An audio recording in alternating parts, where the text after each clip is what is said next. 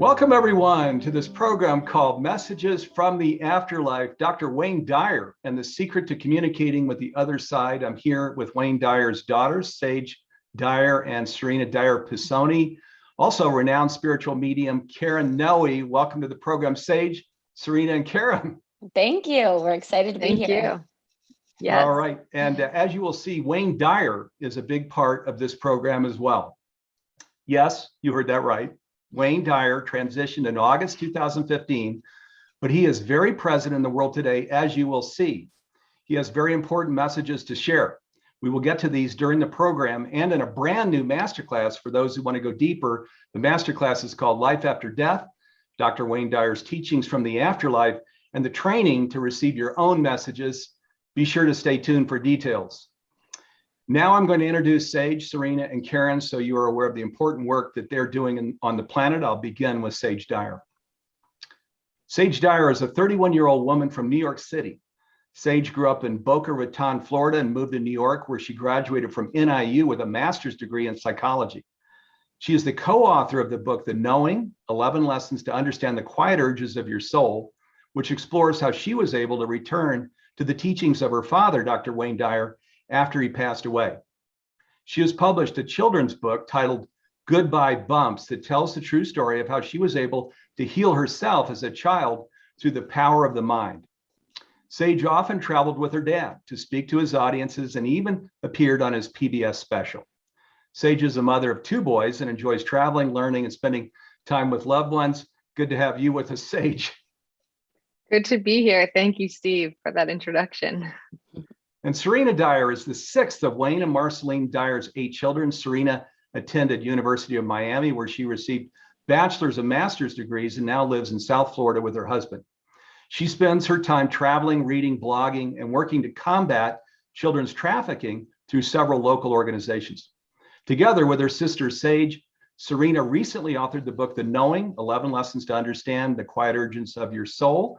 Good to have you with us, Serena. Thank you. Thank you very much. I'm happy to be here. And Karen Noé is a renowned psychic medium, spiritual counselor, and healer with a 2-year waiting list. She is the author of We Consciousness, Your Life After Their Death, Through the Eyes of Another, and the Angel Quest Oracle Deck. She is the founder of the Angel Quest Center in Waldwick, New Jersey, where she teaches classes, gives readings, and practices alternative healing. You can listen to Karen on the Angel Quest show and on her podcast platforms. Good to have you with us, Karen. So glad to be here. Thank you.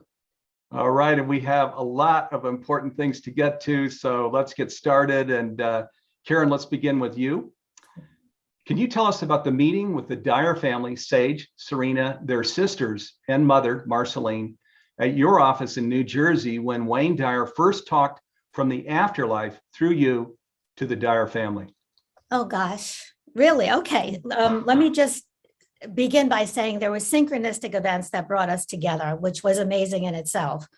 And the first of which was when I was ready to speak for an author event in Orlando, Florida, the day before they were going to be doing a tribute to Dr. Dyer. And we're on a bus. I'm sitting on a bus for the Hay House authors as well as Wayne Dyer's family to go from the hotel to the conference center for the tribute. And I'm sitting there and there's one seat available on the whole bus and it happened to be next to me. And in walks Serena and she sits next to me and the rest is history. The first meeting, oh gosh. So I've been doing this for many years, for decades, receiving messages for deceased loved ones. And I am booked for 2 years ahead of time. So I'm doing something right. But I've never done a reading for Wayne Dyer and his family. Now, I never knew Dr. Dyer in person. I know him now. I was a huge fan. I read his books. I went to his conferences. We were fellow Hay House authors, but that was about it. So I'm ready to go to the appointment. I'm driving to the appointment. And as I'm driving I'm yelling at Wayne. I said, Wayne, you better come through today. I was really nervous. I said, you better come through. And with that, a car cut me off. And as it cut me off, the license plate said Dyer 1 on it. And I said, oh my God, he's coming through today. So I got my phone and I'm trying to take a picture of it. And did you ever try to take a picture when you're driving? Just doesn't work. It was all blurry. In any case, I got to my center and I'm meditating and finally Marceline, his wife, came with his daughters, Sky, Serena, and Sage.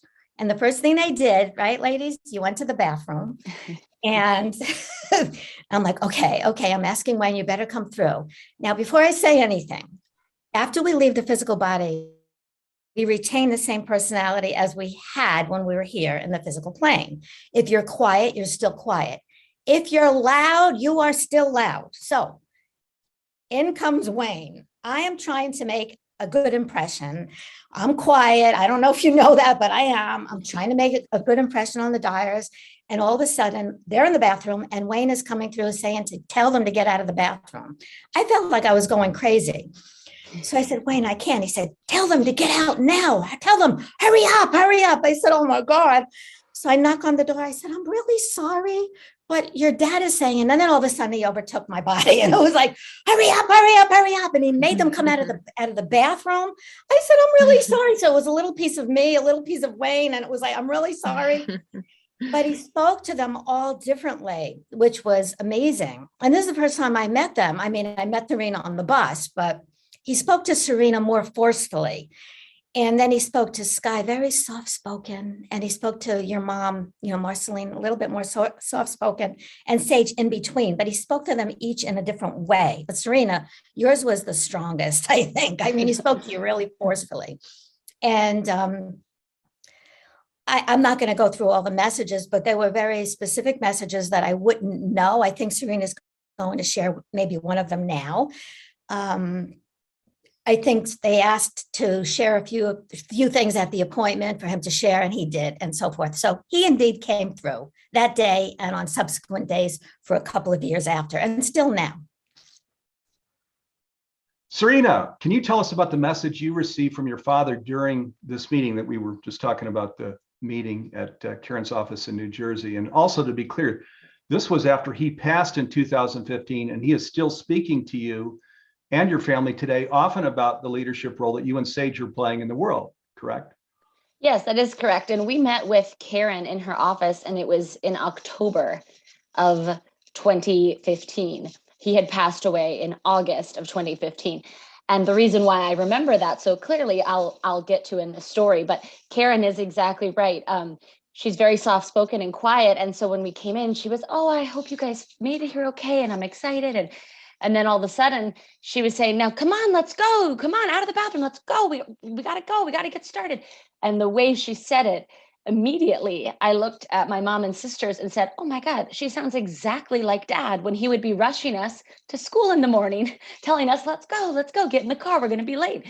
And so, I can completely attest to the fact that it seemed as though he had taken over her body and was letting us know that he was fully there and fully himself in his personality, as she said. We had all asked for certain topics to be addressed, or to have Karen, with really our dad speaking through Karen, give us just certain messages that we wanted to know about, or certain things that we wanted her to reference so that we would know that it was really our dad, because as you know, he was a very well-known author and speaker. And a lot of people actually had been sort of claiming to be receiving messages from him, or channeling him, or that kind of thing. Karen was doing none of that, not claiming anything. In fact, how we came to know her, as she said, really was just a totally divinely orchestrated coincidence. But regardless, we had skepticism. So we wanted her to say some specific things that would not be discoverable or knowable through a Google search. And Karen, hit them all nail on the head for every single topic that we had said in the car ride there. We want Karen to say this, and we want Karen to say that, so that we would know. But specifically, I will tell you that one of the things that absolutely was just astounding was that Karen at one point looked at me and said, and your dad is saying 4th of July and fireworks, and he's saying, congratulations that you are pregnant. And I had a 6-month-old daughter at the time, and my dad had met my daughter. So I was a little disappointed, because I was thinking, well, he certainly would not confuse a baby that I just had with me being pregnant. It's not like he wouldn't have remembered my daughter because he met her. And so she said, so I said, no, I'm not pregnant, but I did just have a baby. So I was just pregnant. And she said, no, you're pregnant. He's saying pregnant, 4th of July, fireworks, something. And I was thinking, I mean, we were in Maui for the 4th of July. We watched the fireworks together, but my daughter was there. I was like, I just don't really know what you're talking about. And I said, but there's no way I'm pregnant. I just had a baby.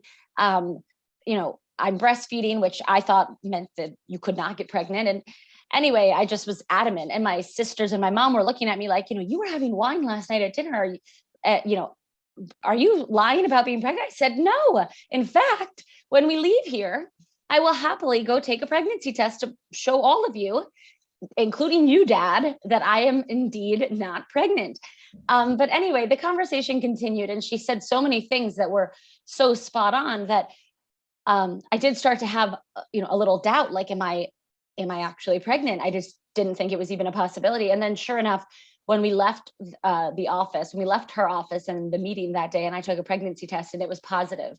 And when I got back from our trip to New York, I went to the OBGYN, and they take a measurement of the baby. It's not even really a baby yet. It's a tiny little thing. They take a measurement. It's your most accurate measurement to date. And it is the due date predictor. And it's the most accurate because at that stage of pregnancy, everybody's cells are essentially the same size. So they can give you a pretty accurate due date. And my due date, sure enough, was the 4th of July. So the fireworks and 4th of July reference was not only letting me know that, I was pregnant and my dad was aware of it, but that he was also aware of when she was going to be due. And my daughter, Windsor Wayne, made her debut July 1st. So she came 3 days early, just in time for my husband and I to celebrate our 2nd wedding anniversary, which also happened to be that day. So I think she was a little surprise gift from the other side. And I love to think that she spent those 9 months just preparing, with my dad before she made her grand entrance to Earth, before she was even conceived, really. So anyway, yes, it was quite a miraculous situation for me to have been told by my deceased father through a medium, which is Karen, that I was actually pregnant and what my due date would be. So, and Serena, just quickly, he then called in through Karen during the birth, correct? So your dad was there Yes. at the time of the birth also, right? Yes, I was in labor and I was actually in the process of pushing, and Sage was in the room, and Sage said she was holding her phone so that she could take pictures for when the baby was born, and her phone started ringing. And she said, "Oh, it's Karen." And I had an oxygen mask on and I ripped it off and I said, "Answer that." And so Sage said, "Oh, hi, Karen. Yeah. You're calling. You have a message for Serena." Karen didn't know that we were together. Karen didn't know that I was in labor. I didn't post anything on social media about, going into labor. There was no announcement or anything. And so for Karen to even call Sage with a message for me, and the message was that my dad knew that I was in labor and that I was about to bring this baby into the world. And he just wanted me to know that he was there. And it was, just something that there's absolutely no way she could have known that either, that in that moment I was mere, minutes, seconds away from giving birth for the 2nd time. And he wanted me to know that he was there, and receiving those messages from her. And not just those, there's been countless over the years, truly countless for me and my family members. I have absolutely no doubt that she is a clear channel and she has a gift, and he has been able to speak through her and send us these reminders and these pieces of advice and these warnings and these love messages all this time in the, over 5 years and 6 years now that he has been gone. And we're going to get to all of these here, or many of these during the program. So Sage, let me come over to you. So during this process, while you and Serena were reconnecting with your dad's teachings, you felt called to write a book together and bring some of the very important messages to the world, right? And so can you share a little bit about these messages? Yeah. So like you said, we felt called to write this book. I had no intention of writing a book, but after he passed, I was, I was grieving and I was missing him and I was looking for him. And as I talk about that, we're going to talk about in the program, I was a believer in all the things he taught. And I believed on one level that yes, he was still with us, that he was giving us signs, but I was also skeptical, and I really wanted proof. And well, this meeting with Karen was one of the big proofs that I needed. But in those early days, I felt really drawn to his teachings. And so I found myself listening to his recordings, reading his books, and just diving into his work. And at the same time that I was doing that and digesting all of his work, I felt called to write. And like I said, I didn't intend to write a book. I just every day was finding myself at the end of the day, when normally I would be tired and so excited to lay down on the couch and relax, I felt drawn to my computer, like I needed to write.